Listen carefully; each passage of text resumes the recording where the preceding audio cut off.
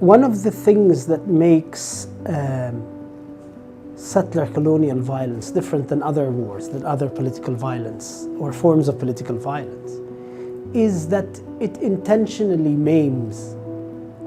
There's a need by settler colonial projects to mark the body of the indigenous population. And we saw this in the Marches of Return when the Israelis shot 8,000 young men in the leg, intentionally to maim them and cripple them.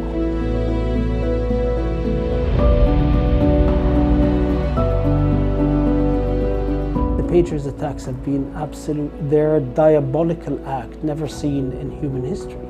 When you intentionally maim 4,000 people by booby-trapping pagers. And Israel could have easily increased the amount of explosive and killed these people. Israel wanted to maim them, to blow their eyes out, and that's why it sent the message so that they can read the pager. And the other issue is almost the endemic nature of these injuries.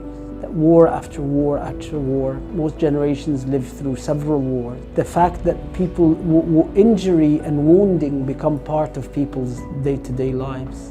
We saw the bombings of the vicinity of hospitals, buildings adjacent to hospitals to damage these hospitals, that eventually by the end of the war had taken out 12 hospitals.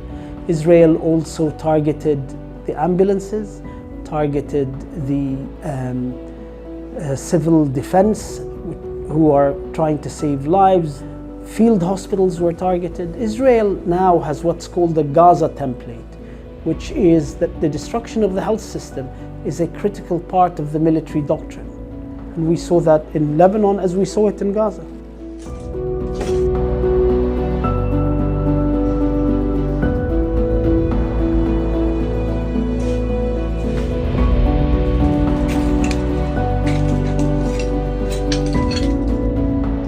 While Israel was committing its crimes in Gaza, Western countries gave Israel more weapons to commit similar crimes in Lebanon. And that's one of those things that you find very hard to understand, the degree to which the lives of our children, Palestinian, Lebanese, Arab children, lives of Arab children are completely dispensable, disposable, and utterly ungrievable for the West. For the war wounded, the war never ends, particularly for the children. My clinic is full of children who are in the middle of their treatment for their war injuries. And these kids will have these injuries for the rest of their lives and they will need further intervention.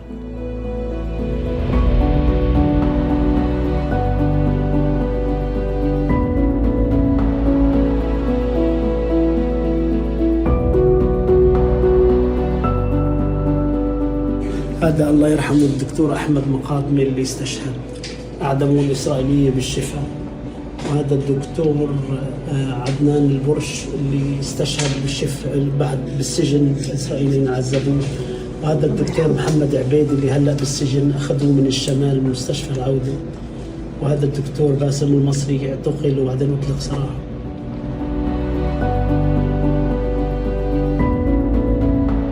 Medical profession globally, particularly the medical associations in the West, the British Medical Association, the American Medical Association, have failed in their duty to uphold the sanctity of this profession.